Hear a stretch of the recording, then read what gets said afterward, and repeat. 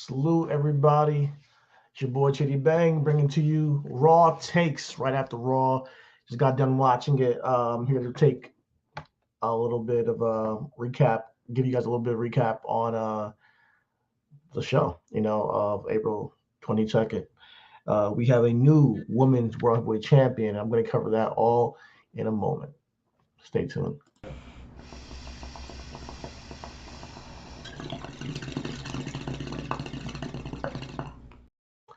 Thank y'all for joining me. Definitely check us out on RW Podcast One on Twitter. If you guys are not on there, like and subscribe, follow. Appreciate all the shares and follows recently. But I would like you guys to continue that. Share, like, subscribe, do all that good shit. We are trying to grow a little bit more, so I would really support a like and share, or follow, subscribe on all the platforms. We are Reasonable Wrestling Podcast on Twitter, YouTube. Actually, we're RW Podcast One on Twitter. But on everywhere else, pretty much, it's Reasonable Wrestling Podcast, SoundCloud, if you want an audio adventure. But we're here on YouTube, Facebook, Instagram, TikTok, Reasonable Wrestling. Just tap in and check it out, all right? But I'm here to give my little recap, my immediate takes off after watching Raw. And man, I'm gonna start off with the main event. I'm gonna kind of work, not necessarily work backwards, but I'm going to lead with the main story. The main story is we have a new women's world heavyweight champion, and that is the man Becky Lynch, as you can see in the title. It's a man's world, man. It's the man's world at that. Now, first and foremost, I want to say Becky Lynch is supreme leader, a supreme professional wrestler. I gave her my Women's Wrestler of the Year award last year because I think she did some of the best work last year, in ring and outside the ring. She did NXT. She was the whole thing with Trish. I loved it. She started the year off tagging with Lita. It was just a great year for Becky Lynch all around. All while just coming back from her pregnancy and everything she did with Bianca the previous year. I think last year she really just set a foundation for putting over younger talent and working with younger talent. So I'm not gonna ever say she doesn't deserve or she shouldn't be the champion because she's so good at what she does. Come on, like, she's Becky Lynch, So, however, the match was good. It was a good battle royal, 14-woman battle royal. Nia Jax was destroying people. She destroyed Becky, put her through the table. She was eliminating women left and right. And I thought this was a prime moment for Nia Jax to, win the championship, to be quite honest. Being it's in a battle royal and she's the monster in there, the biggest threat. I wanted this to be the moment for her because of all the work she's done since she came back. I am not the one to say that this is a wrong decision by any means because it's Becky Lynch. But, however, Nia Jax, I believe, could have used it more. And not only her, Liv Morgan. Liv Morgan could have used it as well. After taking out Rhea Ripley, Liv Morgan could have seized this opportunity to claim the championship and just already, cement herself in her revenge tour of like, yo, I took out your champion and now I'm champion. Them winning the championship could have been a real notch on their belt.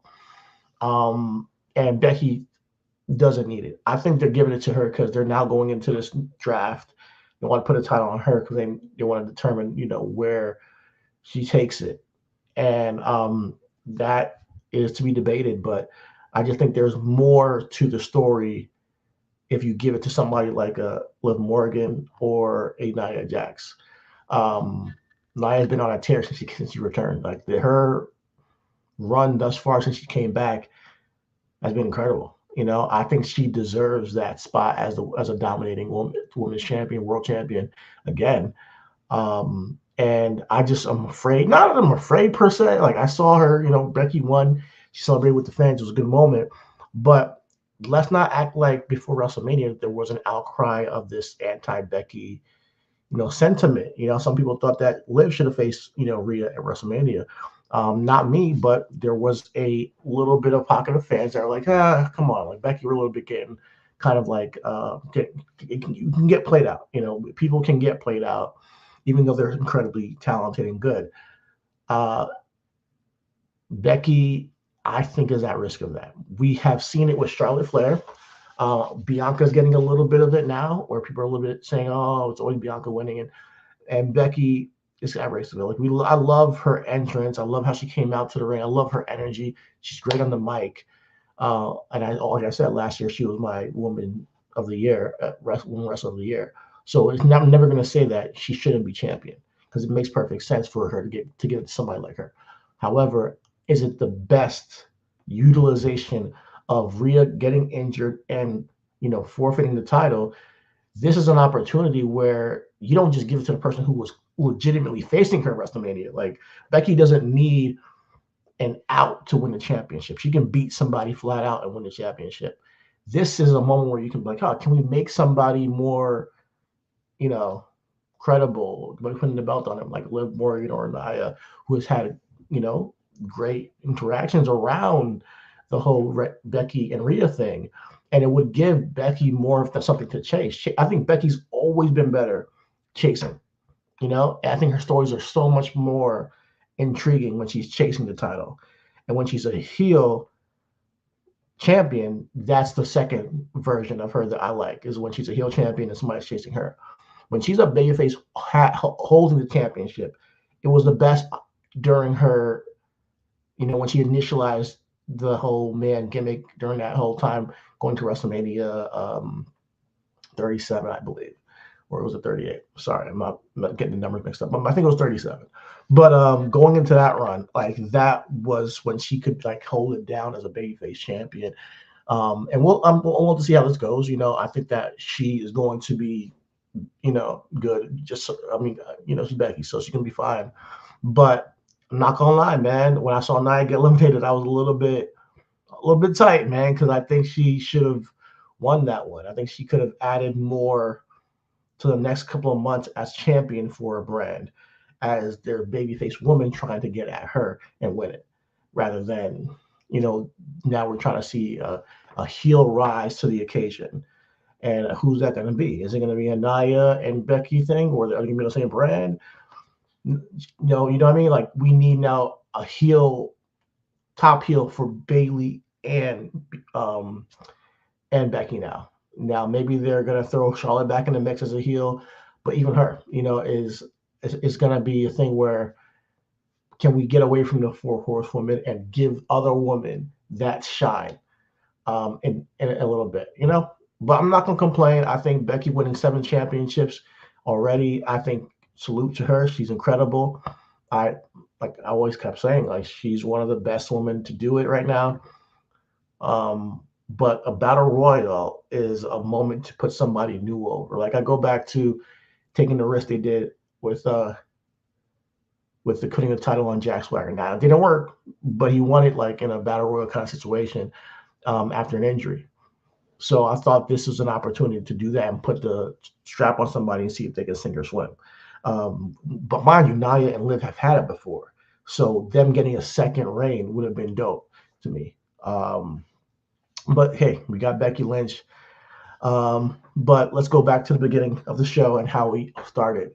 Now, let's see. We started with.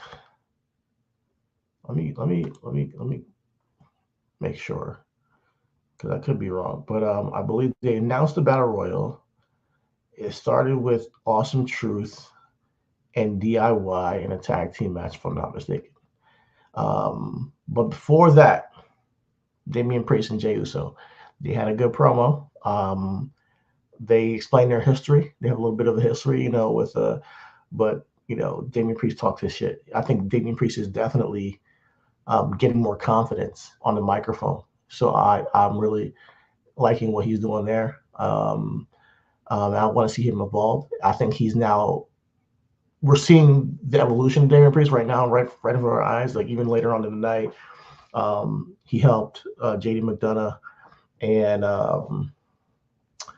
and Santos. Oh well, he didn't help them, but after the match, he took out their opponents, Ricochet and Andrade, and he told them straight up, like, I don't need y'all, y'all need me. And one thing I thought was interesting was that we didn't see Finn tonight, so I wonder how Finn's gonna like take that message. But with Jay Uso and Damian leading up to Backlash, Damian told Jay's flat out, like, you're just somebody they're feeding me to make this title look good. That was a good bar. So we'll see. I think there's some truth to that, low key. But we can definitely see a great match. JJ's definitely got the energy, and the crowd is behind him, as we know everywhere he goes, where everybody's yeeting and all that stuff. Even if there was a sign in the audience that he's mid, But yeah, man, people are gonna have their opinions, but I think that Damian Priest and Jey Uso is gonna be a good match, and we'll see how things lead up to the France and Backlash. Um,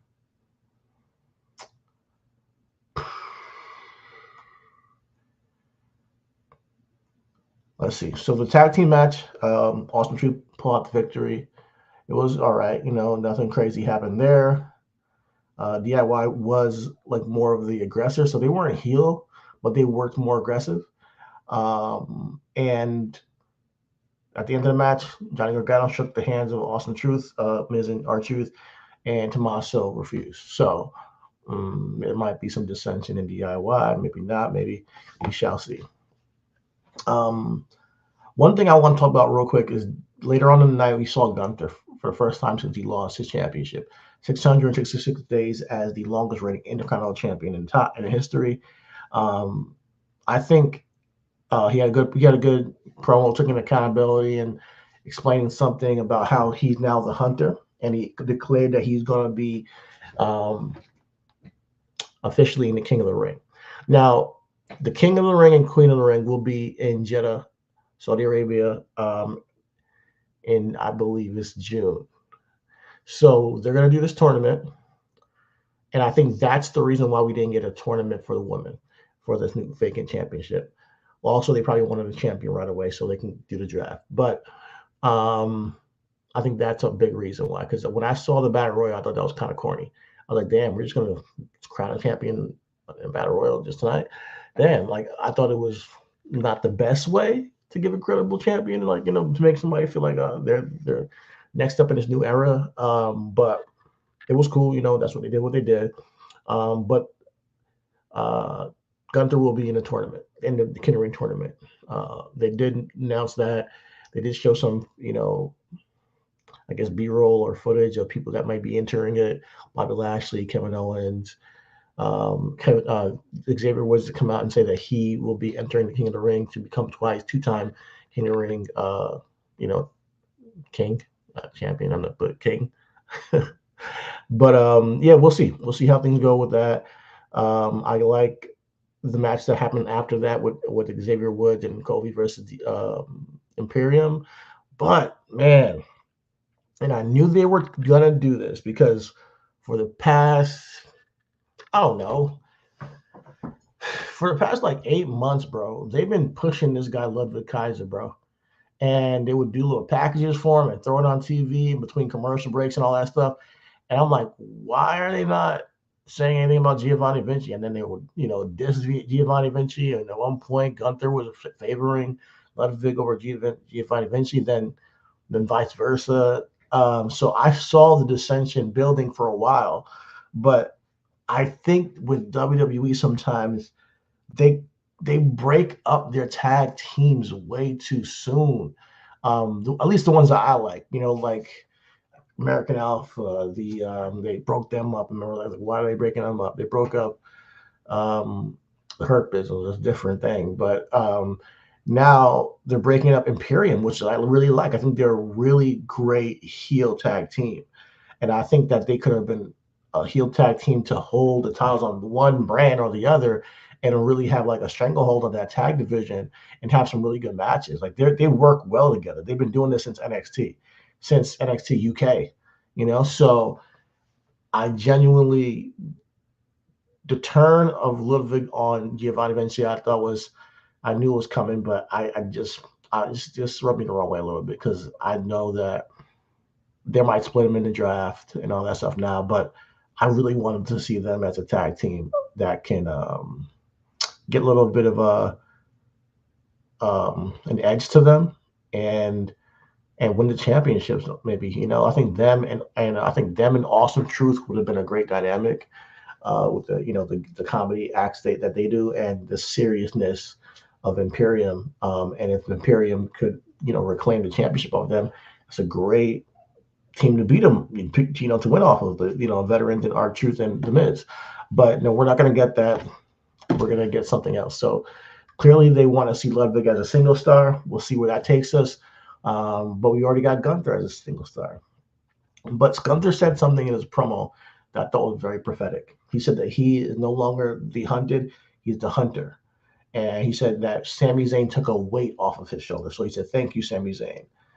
And then later on in the night, and not even later on in the night, last week, we saw what happened with Sami Zayn and Chad Gable.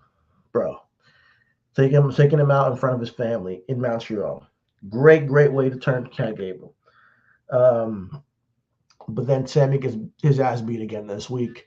The good old Bronson Reed kind of bullies him, and took him out backstage, letting him know that he's the next Intercontinental Champion. So not just Chad after him, it's also Bronson Reed, and I'm sure there's others that will show up as well. But it really did encapsulate the fact that now that the title's off of Gunther, there is genuinely a line of guys that are hunting that championship and hunting Sammy now. And 2 weeks in a row, he has now been taken out by two different guys. So we'll see how Sammy can survive and how long he can survive as Intercontinental Champion.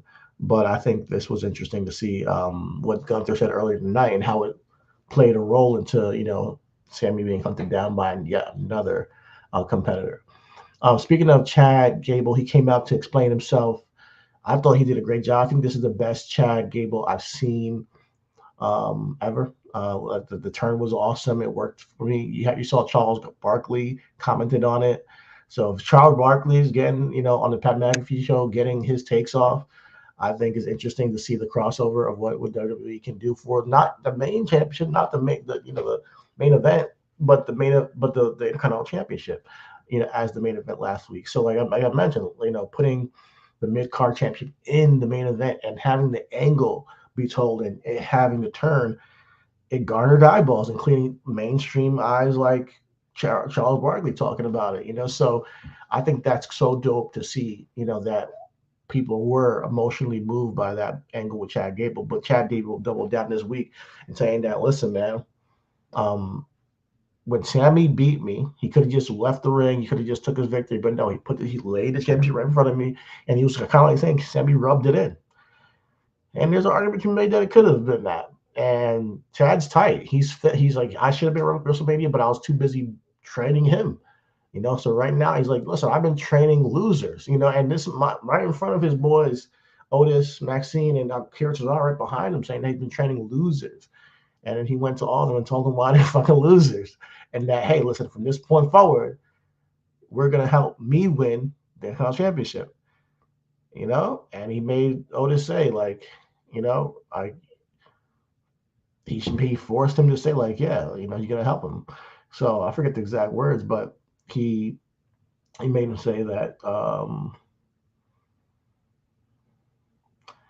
he said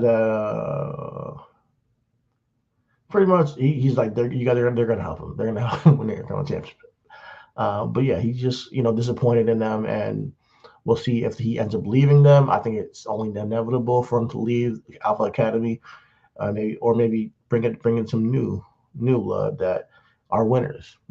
We'll see. What else happened on tonight that was worth talking about? Drew McIntyre and Sheamus, man, they had a promo that was interesting. Some bars in there. Sheamus mentioned that mock Sheamus. He said that we used to be about having banger after banger, but since you've been back, it was like you're eating burger after burger after burger. Got an interesting reaction from Sheamus. But as you know, Drew is in his zone right now. He's in his bag right now. He's in like a great. He knows his role. I did hear that he might have suffered an injury, so hopefully it's not bad. Like a hyperextended elbow. So hopefully they give him time off, to heal up. But they're still using him on TV and telling that story of his disappointing loss at WrestleMania. So that's cool. I'm not sure where they're going with this Sheamus thing. Sheamus did defeat Shinsuke Nakamura, but it might end up being like Sheamus versus Drew at some point. I mean, that's the only way I could think about it. Think it going. We've seen it many times before, but hey, it's always a good match. And now with this heel version of Drew, and like I could see it being a little bit of a wrinkle in what they've done in the past. Maybe Drew tries to take him out. I don't know, but they're friends, and I think the history that they have lends to chemistry in the ring and on the microphone. So we saw that as well. And yeah, I think that's all I can really talk about. That's worth talking about. But yeah, it was a good. It was a good show. The matches were good. Nothing really, changed. We had 2 title matches, a tag team championship, and a new women's champion now. So that's where we are at. I still believe that they picked the wrong woman. I think it should have been Nia or Liv, 100%. So I'm a little bit bummed out about that. But as the title says, it's a man's world, and Becky Lynch is our new women's world champion. Congratulations to Becky Lynch. We shall see what happens in the draft and where she gets drafted and what that means. Probably wrong. And what that means for the future of the Raw Women's division. All right. So we'll talk to you a little bit later this week. Thank y'all for listening, and like to subscribe, share. All is love. Everything's wrestling. I'll see you later. Peace.